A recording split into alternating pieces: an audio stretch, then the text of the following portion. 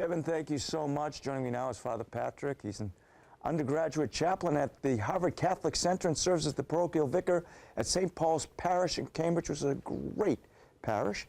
He joins us to talk about his work with undergraduates. Thanks so much for being with us today. How you doing, Father? Great. Thanks for having me. Now, so we had Alexis on just a second ago. You were at Seek also. I was, yeah. How was it? Yeah, we had a group of 40 students from Harvard, 30 Harvard students plus another 10 tagged along with our group from other schools. So we were there, and I know the Harvard group has been going. This was my first time, but Harvard has been going for the past few years, and it's always, as your guest said earlier, a transformative experience for everyone that goes. Were you surprised at the number of people there? Oh yeah, it's huge. Probably the biggest Catholic gathering I've ever been to. So it's even bigger than the masses at the March for Life in Washington. So 17,000 students from all over the country and the world. So you're the Harvard undergraduate chaplain. Tell us about your role in campus ministry. So yeah, it's a very unique, special role because first of all, we just have the pleasure of forming, hopefully, God willing, future leaders of the world, of the nation, and even maybe of the church. And it's unique because, unlike a parish where, you see everybody for Mass on Sunday and perhaps an event during the week, these students, it's really a community for them, and so that it's really home for them, so we see them regularly throughout the week, and many of the students every day. So you really get a unique chance to enter into a deeper friendship and relationship with them. Are there some unique challenges that you face as a campus chaplain, or for the students also? Yeah, for sure.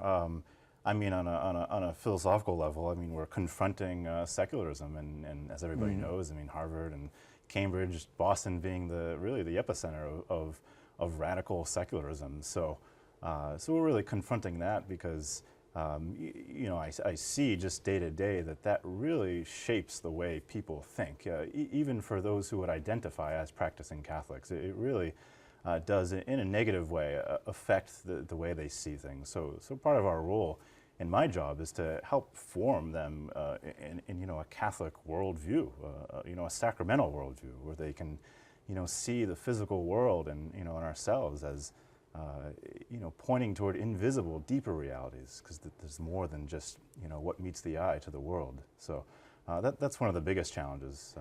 I look at these students, Father, and I find them courageous.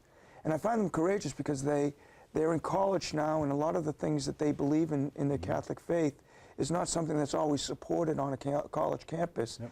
And yet here they are praying and believing in their faith. You must see some incredible young people. Absolutely, yeah. It's very inspiring to see, and it should give us hope that even, as I said, in the center of secularism, there is great faith. There's many students that come to us who come from a faithful background and are here to just nourish that and take that to the next level. But there's also many students who come seeking and just asking honest questions about life and about the world beyond what we see, and they are very sincere in their beliefs, and I have the privilege of seeing many people coming around and in the church finding answers to some of those deep questions. Really a great opportunity to evangelize that. For sure, yeah. Now you're also the spiritual director of Pure in Heart in America. Tell us about that, who they are, and how you enjoy doing it. So Pure in Heart is a national young adult group. It was founded, started through some young adults in Ireland in the 90s, and then officially actually got the inspiration at World Youth Day in Rome in 2000. And then through this connection with some Americans, it was brought to the United States, to Boston, about 10 years ago. So the group exists to promote the virtue of chastity and helping young adults live that pure in heart lifestyle, and then also proclaiming that message of purity, of the sanctity of human life. And so what it is, the basis of the group is these individual prayer communities. So we have one in Boston, we have one in Worcester, Lowell, we just started a group in Lawrence. And these are young adult communities that meet on a weekly basis to pray and to just grow in their own understanding of the faith and under the inspiration and ethos of John Paul II's teachings on the theology of the body. And also an opportunity to know that they're not alone Exactly. in their faith and in what they believe in, Yep. which is a great thing. Where can people learn more about the activities at the Harvard Catholic Center? harvardcatholic.org, or come by St. Paul's Parish anytime.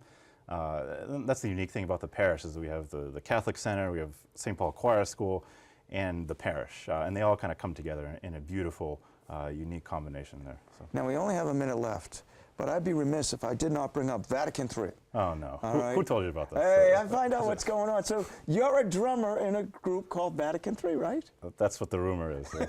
So do you guys get together and you play, or what is this? Yeah. We're the best clerical band in Boston, the only one. But yeah, we all met in the seminary. We all have music backgrounds to varying degrees, and yeah, so we started in the seminary. So it's bass, drums, guitar, saxophone, yeah. So two of us are priests now. Two are, God willing, soon to be priests, and so we play a few times each year at different events. Vatican III. Well, Father, thanks so much for being with us today. Thanks.